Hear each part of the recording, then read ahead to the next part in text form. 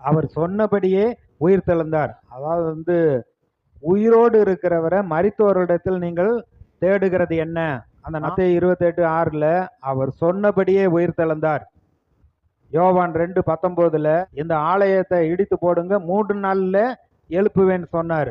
அவங்கெல்லாம் சொல்றாங்க இந்த ஆலயத்தை கட்டுறதுக்கு 46 வருஷம் ஆச்சு, இவர் எப்படி இதை இடிச்சிட்டு 3 நாள்ல எழுப்புவார்? தான் உயிரோடு எழப்போறேங்கிறத அவர் அன்றைக்கே சொல்லிவிட்டார். அப்ப மெய்யாகவே உயிர் தெழுந்தார், சீமோனுக்கு தரிசனமானார்னு லூக்கா 24:34ல சொல்லப்பட்டிருக்கிறது. வெளிப்படுத்தின விசேஷம் 1:18ல இயேசு சொல்றாரு, யோவானுக்கு தன்னை வெளிப்படுத்துகிற பொழுது, மரித்தேன், இதோ சதா காலமும் உயிரோடு இருக்கிறேன். இயேசு வந்து தன்னுடைய ஜீவனை கொடுக்கவும் எடுக்கவும் பிதா எனக்கு அதிகாரம் கொடுத்திருக்கிறாரு. தன்னை குறித்து புஸ்தகத்துல எழுதி இருக்கிறதெல்லாம் நிறைவேற்றும்படியா அவர் தன்னை ஒப்பு கொடுத்தார்.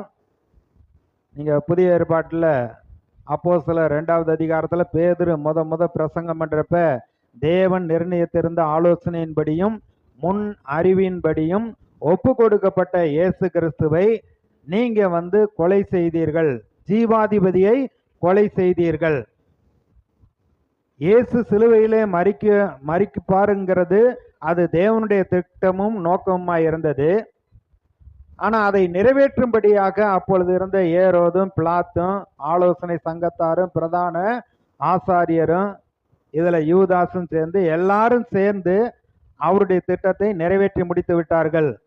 அவங்க நினைச்சாங்க உலகமே இவரை பின்பற்றி போகிறது, கண்டிப்பா வந்து இவரை உயிரோட வைக்க கூடாது, ஜனங்களை வஞ்சிக்கிறவன், ஏமாத்துகிறவன், பிசாசை கொண்டு அற்புதங்களை செய்கிறார், அப்படியெல்லாம் அவ்வளவு பேசினார்கள்.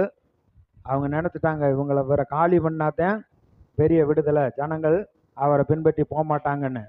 ஆனா அவங்க திட்டம் போட்டு அவங்க வந்து செயல்பட்டாங்க. எல்லாரும் ஒருமனப்பட்டு ஜனங்களையும் தூண்டி விட்டாங்க.